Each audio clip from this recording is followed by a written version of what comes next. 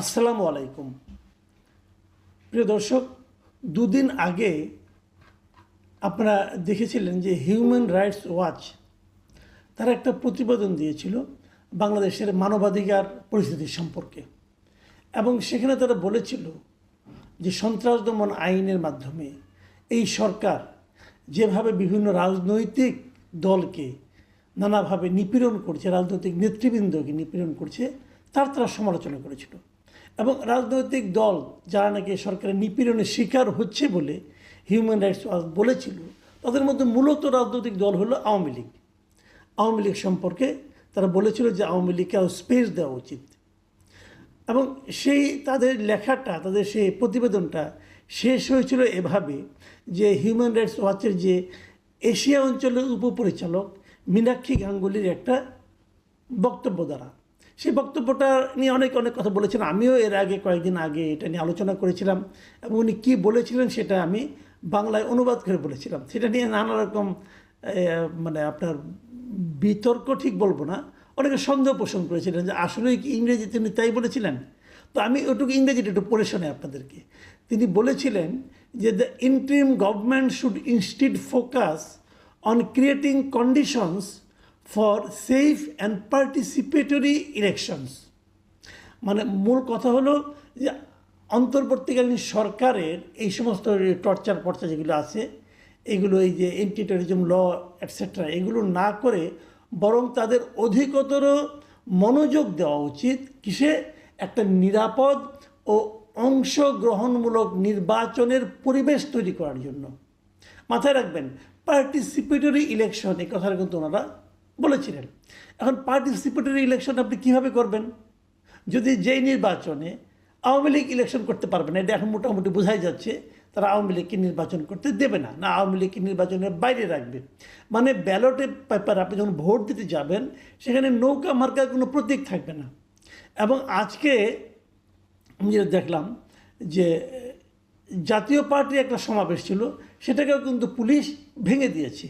কাজে আমার সন্দেহ হচ্ছে যে লাঙ্গল মার্কাও হয়তো থাকবে না। তো নৌকা মার্কা থাকবে না, লাঙ্গল মার্কা থাকবে না, তারপর আপনি একটা ইতিহাসের সর্বশ্রেষ্ঠ নির্বাচন করে ফেলবেন। সেই নির্বাচন কিভাবে পার্টিসিপেটরি হবে এটা বলা বড় কঠিন। কিন্তু হিউম্যান রাইটস ওয়াচ যত কিছুই বলুক না কেন, এবং উনি কেবল হিউম্যান রাইটস ওয়াচ কেন, আরও 20টা আন্তর্জাতিক সংগঠন যতই অন্তর্ভুক্তমূলক অংশগ্রহণমূলক নির্বাচনের কথা বলুক না কেন, যতই বলুক, আলটিমেটলি আওয়ামী লীগ নির্বাচনে সম্ভবত আমার যতটুকু উপলব্ধি হচ্ছে এই সরকারের কর্মকাণ্ড দেখে হয়তো আগামী নির্বাচনে আওয়ামী লীগ থাকছে না। যদি আওয়ামী লীগ না থাকে তাহলে নির্বাচনটা কেমন হবে?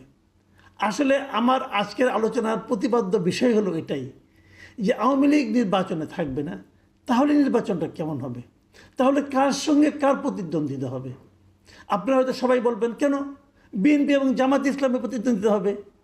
আমি যদি বিষয়টাকে ঘুরিয়ে বলি, একটা কথা ভাবুন তো, এই বাংলাদেশে যে কোনো পরিস্থিতিতে যদি নির্বাচন হয় এখনকার বাস্তবতায়, জামাত কিন্তু প্রতিদ্বন্দ্বিতা থাকার মতো কোনো দল না। আওয়ামী লীগ এবং বিএনপি নির্বাচনে প্রতিদ্বন্দ্বিতা করবে, কিন্তু যেহেতু আওয়ামী লীগ নেই, জামাত প্রতিদ্বন্দ্বিতা করবে।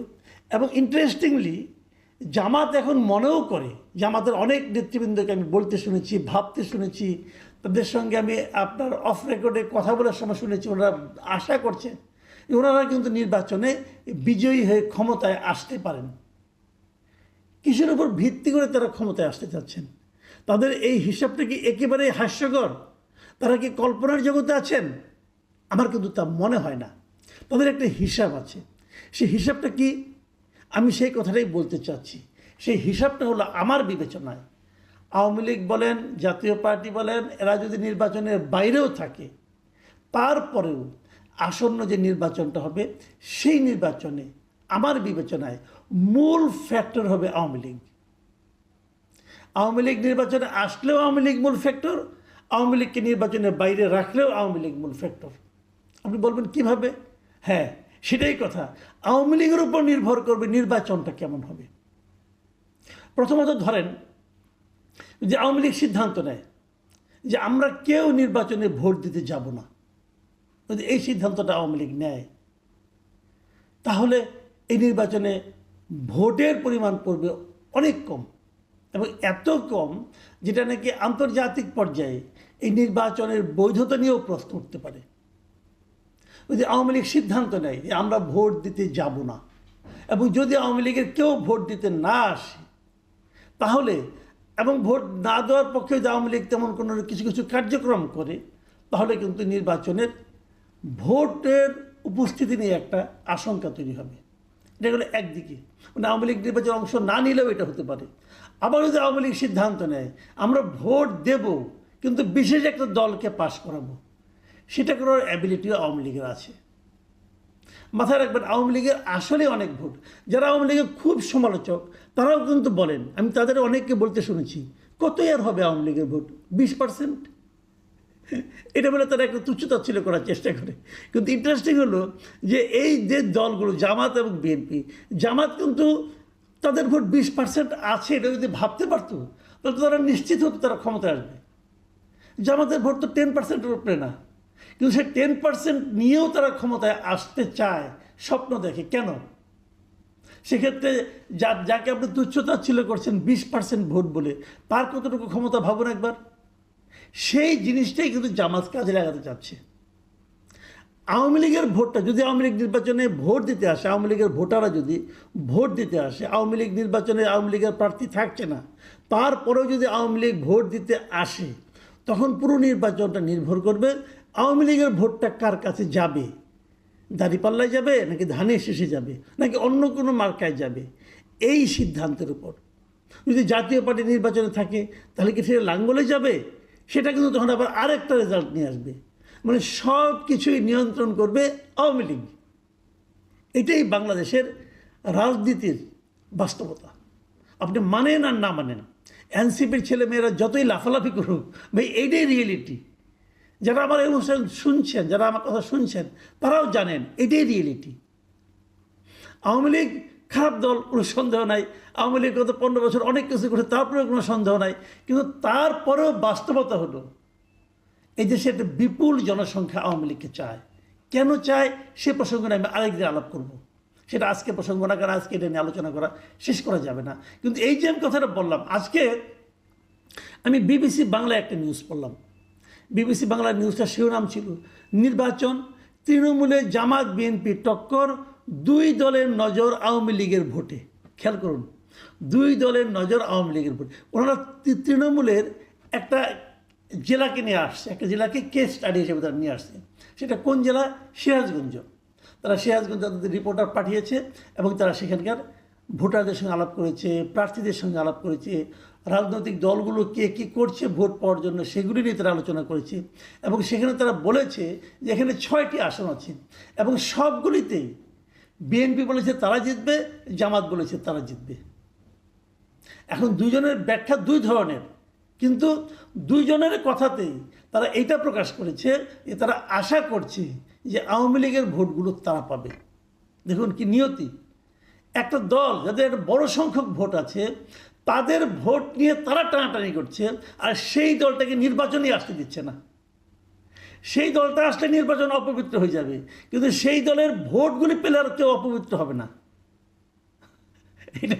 এটা হলো কি রাজনীতি। হ্যাঁ, রাজনীতির মধ্যে বলে না, রাজনীতির মধ্যে পলিটিক্স ঢুকে পড়ছে। এই হলো রাজনীতির পলিটিক্স, যে আওয়ামী লীগ অচ্ছুত, আওয়ামী লীগ না পাক, তাকে নির্বাচনে আসতে দেওয়া যাবে না। কিন্তু আওয়ামী লীগের যে ভোটার, তারা যদি আমাদেরকে ভোট দেয় তাহলে সেটা হবে পুত পবিত্র ভোট। সেই ভোট দিয়ে আমি নির্বাচনে বিজয়ী হয়ে ক্ষমতায় যাব। বাহ, কি চমৎকার! শুনেন, দুই দলের ওরা আলাপ করেছিল। আমি দুজনের বক্তব্য আপনাদের একটু পড়ে শোনাই। সিরাজগঞ্জ জেলার বিএনপির যে সহসভাপতি আছে অমর কৃষ্ণ দাস, তিনি বিবিসিকে বলেছেন যে গণতন্ত্রের প্রয়োজনেই আওয়ামী লীগের সাধারণ ভোটাররা বিএনপিকে সাপোর্ট করবে। মানে গণতন্ত্র, বিএনপিকে সাপোর্ট করলে গণতন্ত্রের যে প্রয়োজনীয়তা সেটা মিটবে। কীভাবে মিটবে ওটা উনি ব্যাখ্যা করেছেন। উনি বলেছেন বিএনপি একটা গণতান্ত্রিক দল, যারা রাষ্ট্রীয় ক্ষমতায় গেলে দেশে পূর্ণ গণতন্ত্র প্রতিষ্ঠিত হবে। পূর্ণ গণতন্ত্র প্রতিষ্ঠিত হলে সকল দল রাজনীতি করার সুযোগ পাবে। সেক্ষেত্রে বিএনপিকে ভোট দেওয়ার সম্ভাবনা হচ্ছে সবচেয়ে বেশি। মানে একটা টোপ দিচ্ছে যে তোমরা বিএনপিকে ভোট দাও, বিএনপিকে যদি ভোট দাও তাহলে তোমাদের উপরে যে নিষেধাজ্ঞা আছে এটা উঠে যাবে, তোমরা রাজনীতি করার সুযোগ পাবে। ঠিক আছে, একই রকম টোপ কিন্তু জামাতের আছে। আওয়ামী লীগ যখন প্রশ্ন করে এই যে টোপ দিচ্ছ, আমি নির্বাচন করার সুযোগ পাবো, রাজনীতি করার সুযোগ পাবো, তো এখন তুমি দিচ্ছ না কেন? এখন যখন আমাকে নিষিদ্ধ করা হলো, স্থগিত করা হলো, তখন তুমি বাধা দিলে না কেন? পরে তুমি আমাকে দিবা। বাহ, কি দারুণ কথা। হ্যাঁ, আবার দেখেন জামাতে ইসলাম কি বলতেছে। জামাতে ইসলামের নেতারা এখানে নিয়ে আসছে নিরাপত্তার ইস্যুটাকে, মানে আওয়ামী লীগকে তারা নিরাপত্তা দেবে এটা বলতেছে। আওয়ামী লীগকে বিপদে কিন্তু তারাই ফেলাইছে, বিপদে ফালাইয়া বলে কি তোমাদেরকে আমরা নিরাপত্তা দেবো। শুনেন, উনি এই জামাত ইসলামের ওখানকার যে উল্লাপাড়া উপজেলা, সেখানকার আমির কি বলেছেন। তিনি বলেছেন কিছু সংখ্যক আওয়ামী লীগের সাধারণ সমর্থক হয়তো ভোট দেওয়া থেকে বিরত থাকতে পারে, কিন্তু অধিকাংশ লোক ভোটটা তাদেরকে দেবে যাদের কাছে তারা নিরাপদ। 5ই আগস্টের পরে তাদের এরকম অনেকে বিভিন্ন হ্যারাসমেন্টের শিকার হয়েছে, তবে সেটা জামাতের মাধ্যমে হয়নি। ফলে আওয়ামী লীগের সাধারণ ভোটারদের সমর্থন আমরাই পাবো বলে আশা করি। তাহলে আওয়ামী লীগের উপর ভরসা জামাতও করতেছে, আবার আওয়ামী লীগের উপর ভরসা বিএনপিও করতেছে। আবার নির্বাচন কমিশন আমার ধারণা বসে আছে আওয়ামী লীগের উপর ভরসা করে, যাতে আওয়ামী লীগ ভোট বর্জন না করে। ইন্টারেস্টিং বাংলাদেশের ডেমোক্রেসি, বাংলাদেশের ইলেকশন সিস্টেম। প্রিয় দর্শক, আমার মনে হয় এই অভিনব যে আপনার যে একটা অবস্থা, এটা নিয়ে মনে হয় আন্তর্জাতিক পর্যায়ে যারা নাকি রাজনীতি নিয়ে গবেষণা করেন তাদের জন্য খুব চমৎকার একটা সাবজেক্ট হতে পারে। প্রিয় দর্শক, এখন এ পর্যন্তই। আল্লাহ হাফিজ।